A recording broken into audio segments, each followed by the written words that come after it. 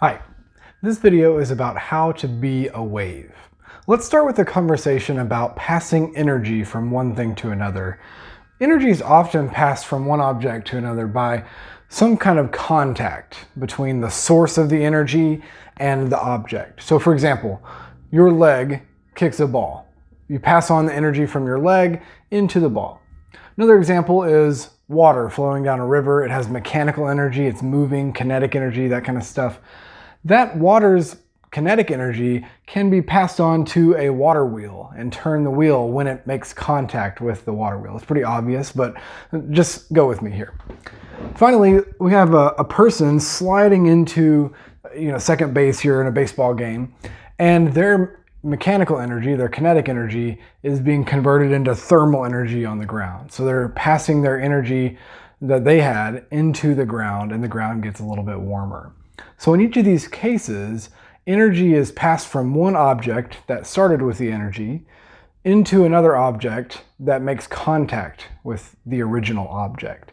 Now I say all of that because this is not the way that waves do their passing on of energy. Waves are unique because they actually can pass on their energy without there being any contact between the original source and the object. So let me show you an example of that real quick.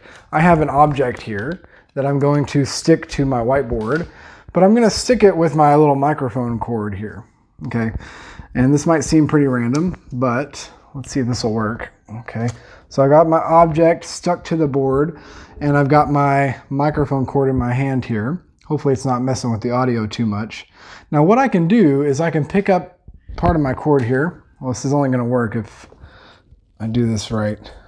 Okay, it's pretty simple what I'm trying to do here, but I'm going to try to stick this to the board. It's not very sticky, but let's see if I can. Okay, and I'm going to pass on my energy to remove this object from the board. So my energy from me is going to be passed on to the object whenever I create a little wave. So let's try it. Okay, so I was the one with the energy, but I passed it on to the object without actually touching the object, right? I didn't have to touch this sticky note to pass my energy onto it. And that's a pretty simple example, but what I just demonstrated was a wave.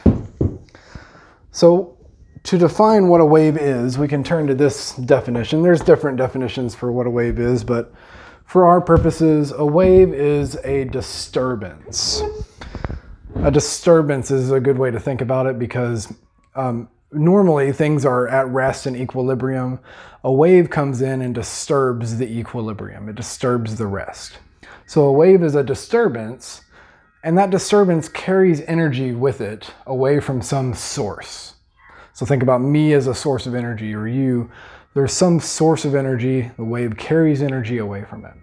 An example of this would be a garden hose. Have you ever played with a garden hose where you just like shake it up and down real quick, give it a real quick up and down? You've created a little wave disturbance.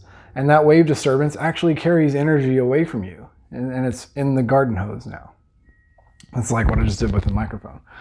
Another one is a splash in the water. So we have a very calm equilibrium pond here of water, no waves at all.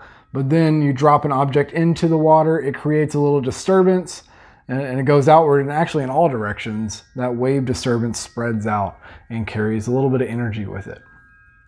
And then finally, I like this example. It might be hard to see what I'm trying to go for here, but if you've ever been to like a baseball game or a football game or something like that, where in the stands, people do the wave, you know what I'm talking about? So you stand up and down.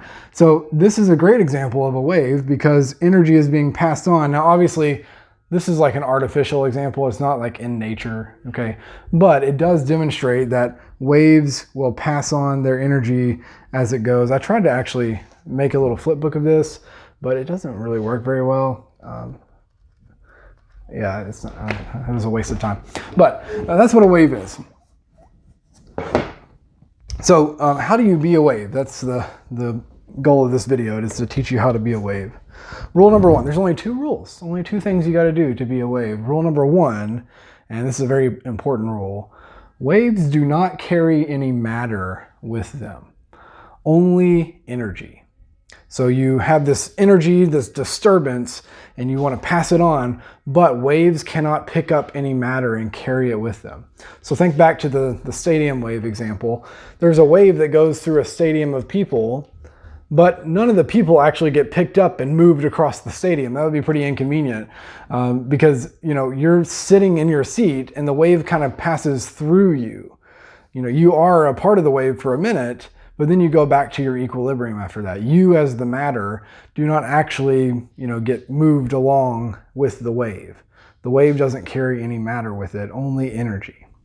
So that's rule number one. I would recommend checking out some animations of water waves, how when water waves actually move, the little pieces of water, the molecules of the water, they just kind of go in circles while the wave kind of goes through it. Kind of like a stadium wave again, where the water doesn't actually get picked up and moved across with the wave, but it's just the energy that goes. And then rule number two, and we're going to talk a little bit more about this one, almost all types of waves need something to travel through. And this something is called a medium. So a medium is something that is in between two objects, and it helps those two objects interact with each other or pass information. So I've given you some examples here on this board of just different kinds of mediums, or plural. When you say more than one medium, you actually say media. So you might be more familiar with that word.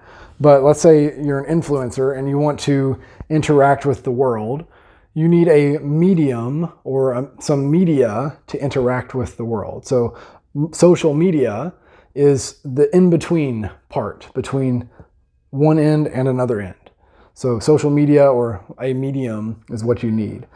An artist needs a medium to show the world some kind of art, some kind of masterpiece. It needs a medium. So it could be like a canvas or a sculpture or even a video. Whatever the medium is, it's the thing that's in the middle between the two ends. And then finally, a teacher's voice needs some medium to go into student ears.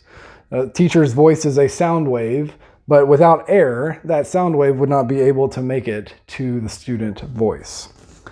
So I say almost all waves need a medium here.